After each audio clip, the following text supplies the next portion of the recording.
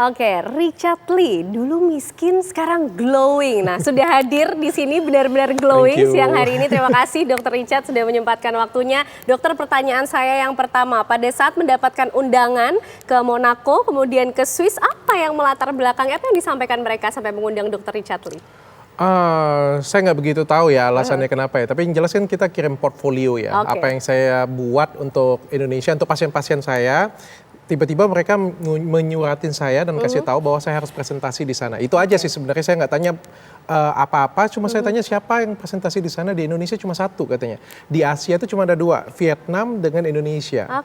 Dan Indonesia itu sudah 3 tahun lebih itu tidak presentasi di kancah internasional untuk yang filler pada waktu itu. Oke, nah pada saat hadir di acara tersebut Dok, mungkin boleh cerita. Jadi acara ini adalah pertemuan dokter-dokter estetik sedunia kah? Lalu Dokter Richard Lee menyampaikan apa di presentasinya di Swiss? Sebenarnya kita kumpul di Monaco karena itu kan kongres dokter kecantikan semua dunia. Jadi semua dunia kumpulnya semuanya di situ. Lalu kita pindah ke Jenewa, yang pindah ke Jenewa itu hanya dokter-dokter pentolannya aja. Jadi yang jago-jago aja lah, yang sangat-sangat jago di negaranya masing-masing dikumpulin sana. Sekitar ada 60-70 dokter, semua negara, Eropa, Amerika, Asia semuanya kumpul di situ. Lalu yang ada presentasi di sana hanya 4 negara yang presentasi dan Indonesia salah satunya. Kalau di ngomong gugup banget. Ternyata gimana rasanya Dok? Selama ini istri saya aja bilang selama ini saya jago banget ngomong di depan kamera, dia baru tahu saya bisa gugup ya. Soalnya ngajarinnya dokter kan, mereka kan pinter-pinter. Mereka semua juga kompeten gitu ya Dok. Mereka expert, lebih expert daripada saya. Kasar ngomongnya salah ngomong, saya kan diprotes oleh mereka kan. Kalau saya ngomong di masyarakat kan biasa aja ya mungkin ya levelnya ya. Tapi ini kan ngomongnya di expert semua yang jago-jago semua. Makanya jadi lebih deg-degan. Tapi ternyata respon mereka seperti apa Dok ketika mendengarkan presentasi dari Dokter Richard? Good banget sih, karena mereka melihat kan yang dari yang semuanya presentasi, yang influencer kan cuma saya ya. Dan mereka memandang saya ini bisa merubah paradigma masyarakat. Karena sebenarnya saya bawa itu sesuatu hal yang, lagian saya tuh agak malu sih sebenarnya, karena saya bawa presentasi itu simple banget, sumpah.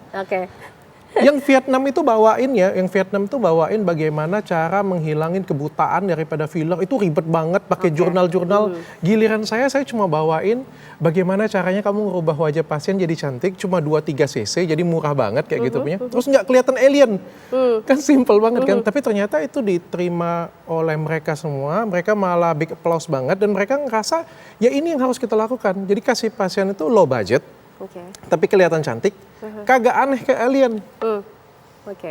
Menjawab kebutuhan sekaligus tantangan orang-orang di bidang estetika di musim-musim ini begitu Dok? Iya kan sebenarnya sederhana banget kan, mereka pengennya, semua pengen ya. Datang, pengen cantik, pengen murah. Pengennya nggak aneh. Ya itu yang saya kasih. Jadi kayak saya mengembalikan lagi ke basicnya. Gitu. Kalau kembali ke basic, kita juga pengen tahu sebenarnya basicnya Dokter Richard Lee itu dulu seperti apa sih sebelum sesukses sekarang ini Dokter Richard? Gimana tuh Dok perjalanannya? Saya dari anak miskin. Waktu saya kecil tuh saya tinggal di rumah susun di Palembang. Jadi benar-benar miskin banget. Jadi judul kita betul ya Dok ya? Memang benar, memang itu fakta. Dan sampai saya lulus kuliah tuh saya masih jadi orang miskin. Saya nggak punya rumah, saya nggak punya mobil.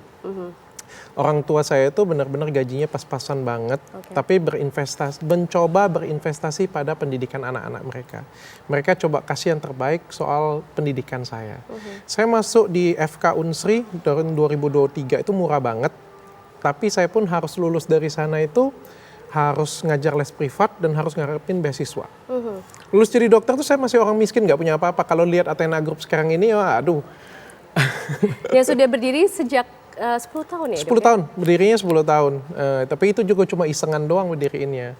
Habis saya selesai kuliah, saya kerja di Sinarmas Group. Nah disitulah perjalanan saya. Sempat tinggal juga di rumah susun di lantai paling atas sehingga dapat uang sewa yang murah begitu? Paling murah, paling jelek, paling ujung. Tinggal di situ berapa lama Dokter? Saya dari kecil, dari bayi sampai umur mungkin sekitar 7 tahun ya. Saya waktu kuliah itu ya, kuliah kedokteran, rumah saya kayu loh. Rumah saya kayu, nggak ada AC, lantai ubin, kamar mandi saya itu pintu kayu yang atas bawahnya itu bolong. Oh bayangin nggak, saya kan pernah ngajak cewek ya sekali ya datang ke sana ya. Kagak mau lagi ketemu dengan saya ceweknya, sumpah. Langsung mundur. Sempat sampai susah makan nggak sih Dokter Richard? Oh iya sudah pasti dong. Oke. Kenapa cewek yang nggak mau ketemu saya? Satu, diajak jalan pakai angkot. Oke. Yang kedua lihat datang ke rumah saya, kamar mandinya aja atas bawah bolong kayak gitu, punya oh malu banget lah. Oke. Sampai akhirnya turning point-nya gimana tadi Dokter Richard? Saya pindah, selesai saya kuliah, saya kerja di perusahaan juga saya digaji cuma jadi dokter biasa. Tapi saya menolak jadi dokter biasa. Saya pengen memberikan sesuatu dan ternyata didengarin oleh perusahaan. Akhirnya jabatan saya naik sampai akhirnya jadi medical director di sana. Lalu itulah yang kemudian mengubah perjalanan karir seorang Dokter Richard. Yes, di situ jujurnya saya sudah dapat gaji yang cukup besar sampai ratusan juta. Terakhirnya di situ saya belajar banyak tentang perusahaan, tentang manajemen, saya sekolah lagi di situ. Malah kalau dilihat sekarang kan Athena Group ini besar kan karena manajemennya. Kalau saya nggak mantan Sinar Mas Group, mungkin saya nggak bisa seperti itu. Oke. Dok, dulu juga sempat ditangkap Dokter Richard. Pembelajaran apa kemudian yang diperoleh oleh seorang Dokter Richard? Jadi lebih dewasa.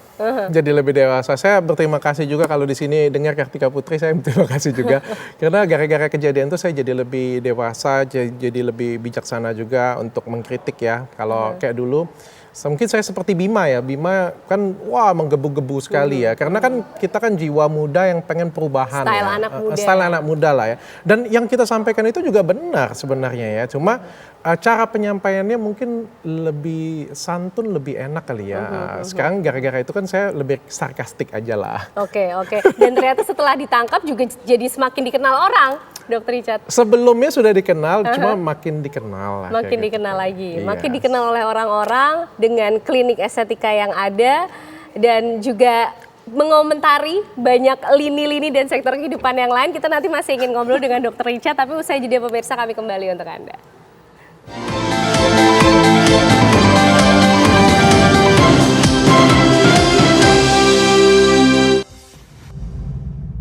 Ya itu dia tadi pemirsa informasi seputar pantauan arus mudik melalui pesawat udara. Nah, Ken Ane juga masih bersama Dr. Richard Lee. Kira-kira Ken Ane dan juga Dr. Richard Lee masih mau membahas hal menarik apa lagi ya dengan Dr. Richard? Silahkan Ken Ane. Baik, terima kasih Vena Kintan. Hal menarik yang juga dibahas oleh Vena Kintan tadi soal mudik nih, Dr. Richard. Ngomong-ngomong Dr. Richard juga sempat ikut tren mudik atau enggak nih? Enggak, kalau saya ya? non-muslim saya enggak mudik. Oke, baik. Tapi saya seneng sih ngelihat masyarakat sudah balik lagi bisa mudik ya. Itu suatu kebahagiaan banget sumpah. Karena sempat tertahan sekian tahun karena pandemi Covid ya dok ya? Sejujurnya kita, kalau kita ngomong ya bagi beberapa pengusaha lah ya pasti ya. Sebenarnya mudik ini adalah suatu hal yang menyebalkan sih. Ya pembantu hilang, karyawan hilang, bisa lebih cepat, bisa lebih lama kayak gitu punya kan. Belum lagi liburnya, belum lagi pokoknya biaya-biaya kan banyak banget ya. Tapi ternyata 2 tahun terakhir pas pandemi itu ngajarin saya ternyata kita kehilangan sesuatu pada saat kita karyawan kita nggak mudik. Sedih banget loh rasanya kita nggak bisa ketemu dengan keluarga ya. Dan momen mudik ini suatu momen yang luar biasa sih. Makanya benar-benar dibela-belain semua orang untuk bisa mudik ya dok ya? Yes, tapi mudah-mudahan semuanya lancar dan selamat. Semuanya lancar, selamat. Dan juga mungkin ada tips dari Dr. Richard untuk para kaum hawa di luar sana supaya tetap glowing di mudik kali ini sampai nanti hari rayanya tiba bang. Nah, jangan lupa bawa skincare aja ya. Jangan lupa bawa skincare ya. Sama satu lagi bawa minuman ya. Bawa minum yang cukup. Karena kan jangan sampai ada kejadian kayak beberapa tahun yang lalu ya sampai di Brexit ya sebenarnya. Sebenarnya minuman sih paling penting. Minum yang cukup, kebutuhan cairan cukup, sama jangan lupa bawa skincare-nya. Oke, supaya tetap glowing ya dok ya. Oke, masih ada beberapa pertanyaan lagi yang saya simpan untuk Dr. Richard. Usai jeda, Dr. Richard dan juga pemirsa masih akan kembali untuk Anda.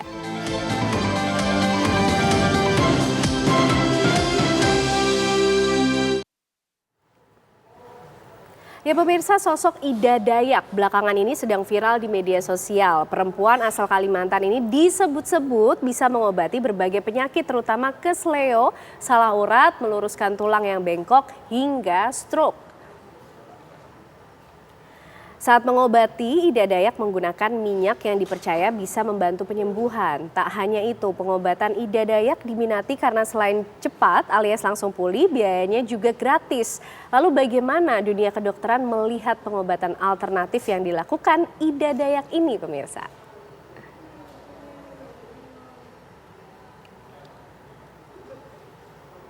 Baik, bagaimana Dokter Richard melihat sosok Ida Dayak dengan metode pengobatannya ini? Ini saya pribadi ya, Ya. saya nggak mewakili kedokteran manapun Oke. ya. Saya ngeliat positif kok, bagus banget kok. Bagus banget kan, sebelum adanya dokter-dokter selama beratus-ratus tahun, berabad-abad, ya kan metodenya seperti itu. Kalau kita ngelihat kan orang lepas engsel, dulu kan nggak ada yang namanya dokter spesialis ortopedi, kan nggak ada. Kita balikinnya dulu pakai guru karate, guru kungfu kalau di Cina-Cina seperti itu punya. Di Indonesia juga banyak banget loh yang seperti itu punya.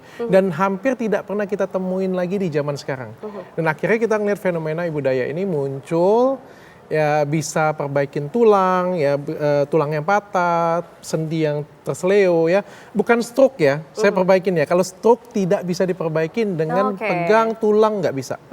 Mereposisi bisa, tapi kan stroke ini kan neurologis, saraf Oke. sudah yang ada di otak. Tentu perginya ke dokter saraf atau berobat yang lain. Tapi kalau untuk kontrakturnya mungkin itu bisa diperbaikin. Oke, jadi Dokter Richard melihat adanya Ida Dayak ini satu hal yang baik-baik saja, positif-positif saja kok ya. Bagus dong menolong masyarakat. Masa orang mau nolong masyarakat kita mau ngomong kita Gratis larang? pula dok. Gratis. Oke, bayar juga nggak ada masalah. Toh kita pakai jasa dia, wajar dong kita bayar. Saya nggak ngerti, ada beberapa orang yang mempermasalahkan bayar. Dia juga cari makan. Mau hidupin anak istri juga, ya anak-anak yang lainnya juga kayak gitu punya ya. Tentu kan butuh biaya, minyaknya dijual menurut saya sah-sah aja. Yang nggak boleh itu apa? Nipu. Oke. Kalau dia bilang dia bisa pindahkan penyakitnya ke kambing, nah oke. Ini halu. Kalau dia bilang ini mati saya bisa hidupin, nah ini halu ya kalau Oke. gitu ngomong ya. Atau dia ngomong ya penyakit-penyakit yang lain dia bisa sembuhkan salah bim kayak gitu punya ya. Atau misalnya dia jampi penyakit semuanya pindahkan kanker. Nah itu kan baru ya. Dan kenyataannya di Indonesia ini memang begitu banyak ya dok metode-metode pengobatan seperti ini, pengobatan alternatif. Dan diakui kan pengobatan alternatif, dukun beranak itu kan diakuin. Dan kita tidak boleh sepelehkan mereka loh. Belum tentu mereka itu tidak hebat, bisa jadi mereka lebih hebat. Oke, baik. Mungkin ada juga satu yang menarik, Dokter Richard yang juga ikut berkomentar di situ mengenai adanya Dokter Koas nih dok, yang marah-marah ribut di Sebentar. parkiran. Saya pengen ada yang menarik dulu sebentar. Saya pengen ngomong kayak gini. Cuma ya untuk masyarakat ya saya kasih tahu ya. Apa Oke. perbedaan antara Ibu Daya dengan dokter? Oke. Ya, saya cuma supaya balance ya kayak gitu punya. Ibu Daya menurut saya bagus banget. Saya nggak ngomong Ibu Daya deh. Apa perbedaan antara pengobat tradisional atau pengobat-pengobat lainnya yang bukan legal ya, bukan legal dokter lah kita ngomong ya dengan yang lain. Adalah kalau ada apa-apa, mereka tahu, kalau dokter tahu harus ngapain. Contoh ya, mungkin ada yang lebih hebat dari saya, mungkin mbaknya ya. Kalau nyuntik 100 orang setiap hari nginfus, mungkin mbaknya suatu hari lebih jago daripada saya sebagai dokter. Mbaknya ngerjain filler setiap hari lebih jago daripada saya. Ya, daripada saya, experience. ya, karena setiap hari ngerjain terus. You bukan dokter tapi lebih jago dari saya. Saya nggak jadi masalah. Tapi pembedanya adalah ketika terjadi apa-apa, kamu nggak akan tahu harus ngapain. Sedangkan dokter tahu harus ngapain. Ketika kamu suntik orangnya kejang-kejang, kamu bingung, panik mau ngapain. Sedangkan saya tahu harus ngapain. Oke. Jadi kita kan ada koridor, batas dan koridornya. Kalau cuma benerin tulang, wah itu bagus banget sih menurut saya. Pengobat-pengobat tradisional di luar sana juga kalau mau ngerjain sesuatu ya silakan kalau memang dia punya kapasitas dan punya ilmunya. Tapi yang perlu kita ketahui adalah kalau ada apa-apa, ya tentu saja tetap kita bawanya ke dokter. Oke, ini yang mengedukasi. Jadi ada perbedaan-perbedaannya juga ya dok ya. Ada batas-batas di mana yang dokter berbeda juga dengan mereka yang ahli di pengobatan-pengobatan. Nah ya satu lagi adalah kalau misalnya kita datang ke dokter dan rumah sakit, enak pertanggungjawaban. Oke, mudah untuk bisa mendapatkan Nah tanggung iya, jawabannya jadi kalau ya. misalnya ada apa-apa kan bisa tuntut, Oke. bisa komplain. Ini kamu datang bukan ke Ibu Daya, tapi ke dukun misalnya kayak gitu punya. Mau komplain, saya didohongin ya, nggak bisa ngomong. Iya, dong. garansinya apa gitu ya dok ya. Nah ini masih dokter juga, tapi dokter kos yang marah-marah di parkiran nih dok. Gimana komentarnya Dokter Richard? Saya pikir semua dokter juga manusia ya. Dokter juga manusia bisa marah juga. One day kalau misalnya saya juga bisa kelepasan, apalagi capek. Jadi koas itu kan capek banget ya, bisa marah-marah juga. Saya nggak tahu masalahnya apa, ya nggak jadi masalah. Cuma kalau marah mungkin dilepas jasnya aja sih sebenarnya. Saran saya itu aja sih. Kita kan juga manusia, mau berantem boleh, mau apa juga boleh ya gitu punya. Tapi kan kita bawa profesi kalau pakai jas ya. Oke. Jadi mungkin dilepas dulu jasnya, deh mau berantem kita deh. Oh gitu. Jadi tidak usah bawa-bawa profesi gitu. Yes. Oke. Tapi untuk menyampaikan emosinya dibenarkankah dok? Sometimes kita kan nggak tahu masalahnya apa ya. Jadi Oke. kita nggak bisa dengar satu dua pihak ya. Dan kita kan juga sebagai manusia ini kadang-kadang punya emosi ya. Kadang-kadang kita juga bisa kelepasan juga karena capek atau orang yang di depan kita juga keterlaluan. Saya ngelihat malah netizennya ngebelain dokter Koas ini kan. Karena saya ngelihat ibunya juga ngatain gila, saya juga kalau dikatain gila kesel juga kali ya. Dan ini kan adik ini kan masih kecil, masih belum berpengalaman juga. Jadi wajar dong dia kesel. Oke. Mungkin capek abis jaga malam juga. Oke, cara mengontrol emosinya secara lebih dewasa gitu ya, Dok. iya, betul. Oke, ini dokter-dokter sudah kita bahas. Yang menarik juga seorang dokter ikut membahas mengenai Bima Yudo, Dok, yang berkomentar juga kontroversial juga mengkritik soal Lampung yang jalanannya seperti itu, kemudian dilaporkan. Percis kayak saya kan. Oke, nah tuh. Saya bersuara itu karena ini kan percis ya. Ketika kita menyuarakan suatu kebenaran ya, kadang-kadang tuh ada tekanan dari pihak tertentu. Menjadi concern saya satu, ini Bima ini kebetulan ada di Australia. Ya. Kepikir nggak kalau Bimanya ada di Tadi kota ini. Lampung? Oke, Mungkin habis video pertama lenyap. langsung hilang. Ya tekanan dari semua sisi. Yang nggak bisa neken kita, nekennya ke keluarga, nekennya kemana-mana. Dan akhirnya kita mau nggak mau harus diam. Itu kan yang terjadi pada saya juga, dan saya ngelihat orang-orang seperti ini kan ya harus kita support, harus kita dukung. Kalau kita nggak dukung, nggak akan ada terjadi perubahan di negara kita ini. Terus kemudian yang dikritik adalah soal cara seorang Bima menyampaikan kritiknya, Dok. Kritiknya kan benar sebenarnya, nggak ada masalah saya pikir ya. Saya pikir apa yang disampaikan juga benar, dan itu kan adalah kita ngelihat Bima ini kan adalah masyarakat. Wajar dong kalau masyarakatnya merasakan keresahan. Mana nunggunya sudah bertahun-tahun, ini nunggunya bukan 1 bulan 2 bulan, nunggunya kan bertahun-tahun. Jalannya ini makin lama sampai dibuatin meme, gila kan, jadi waterboom ada, ada yang mancing di sana ya. Menurut saya ya agak keterlaluan sih. Oke, Dok, Bima ini kan potret kekritisan ya. Dokter Richard juga kita bisa nilai sebagai sosok yang kritis juga. Gimana, Dok, dalam menyampaikan kritik di tanah air ini, potretnya saat ini Dokter Richard melihatnya? Nah mungkin pejabat-pejabat kita yang bisa nilai ya. Oke. Saya ngerasa kayak sekarang menyampaikan kritik itu masih sangat terbatas banget. Kita harus memperhatikan bibit bebet bobot untuk ngomong kayak gitu ya. Kalau saya bilang Bima itu beruntung loh ada di luar Australia. Saya itu beruntung punya resources. Bisa hire pengacara, bisa hire orang-orang yang ya, bisa ngasih nasihat hukum ke saya. Kalau saya bukan siapa-siapa, saya sudah selesai dari dulu. Apa yang saya mau review lagi skincare abal-abal lagi? Orang saya nggak punya sumber daya. Sebelum saya ada satu dokter juga dan ada beberapa teman juga yang mereview. Kemana? Hilang. Kenapa? Karena mereka nggak punya sumber daya. Kebetulan saya punya sumber daya. Kebetulan Bima ada di Australia. Makanya saya bilang tadi, bayangkan kalau saya nggak punya sumber daya. Selesai.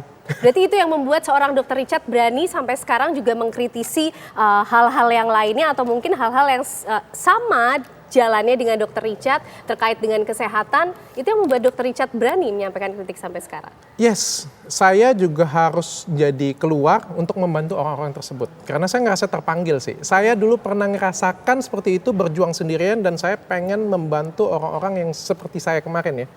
Terzolimi, susah banget untuk berbicara. Dan sekarang ketika saya sudah selesai dari permasalahan saya dan saya punya resource untuk membantu, kenapa enggak saya membantu? Toh apa yang saya sampaikan ini bermanfaat untuk orang lain, bukan hanya untuk Bima loh, tapi juga untuk orang-orang lain juga.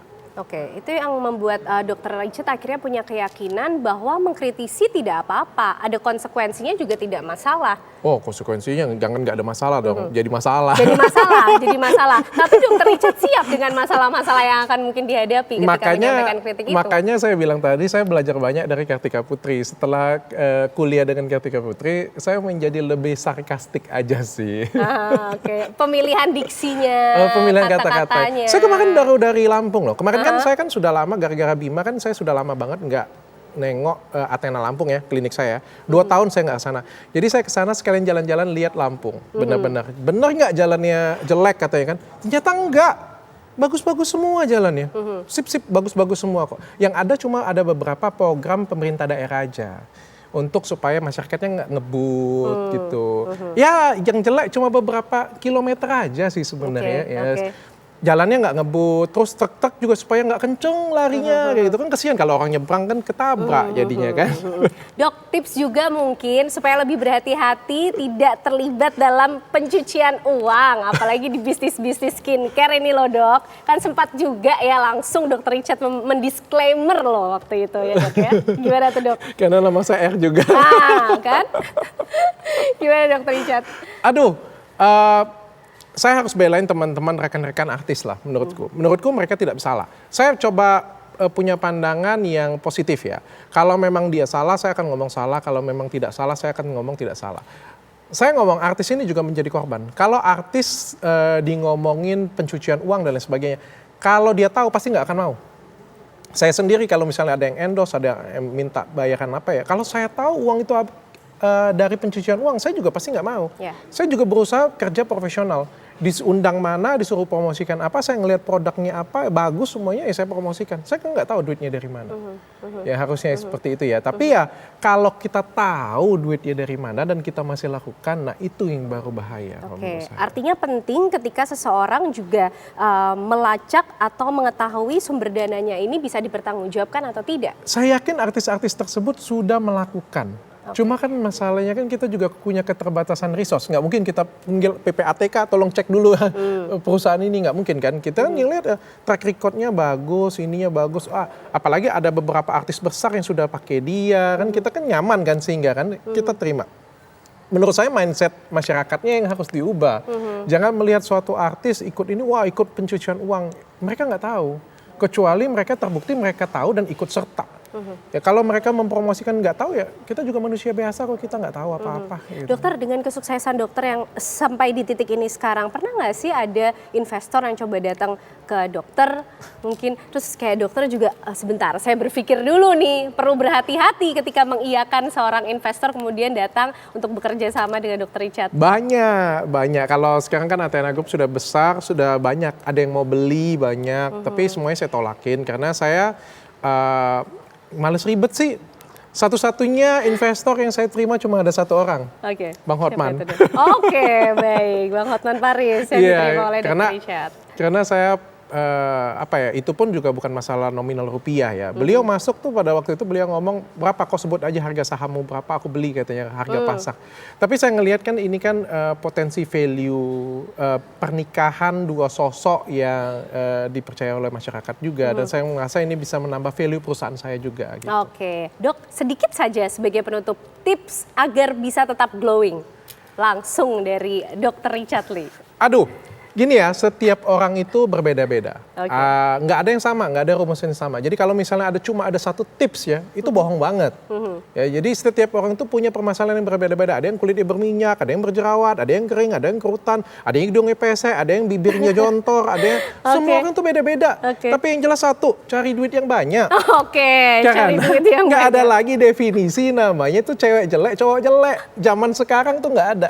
Di kamus sudah dicoret tuh cewek jelek, cowok jelek. Yang ada tuh cewek sama cowok yang belum ada dana untuk perawatan. Oke, jadi bekerja keras lah untuk mencari dana itu. Ya, atau cari pasangan yang banyak duitnya. Oke, baik. Karena kalau ada duitnya semua bisa berubah jadi cantik. Jadi glowing juga. Terima kasih Dr. Richard Lee untuk perbincangan kita yang menarik sekali 3 segmen. Vena itu tadi didengarkan Terima tipsnya kasih untuk tetap tipsnya. glowing. Kita harus cari uang yang banyak ya untuk kerja keras. Untuk tetap glowing. Atau cari suami yang kaya. Baik, terima kasih Dr. Richard dan perbincangan dengan Dr. Richard Lee tadi pemirsa sekaligus menutup kebersamaan kita di Apa Kabar Indonesia siang hari ini. Saya Ken Anu. Dan saya Vena Kitan pamit. Terima kasih pemirsa. Sampai jumpa.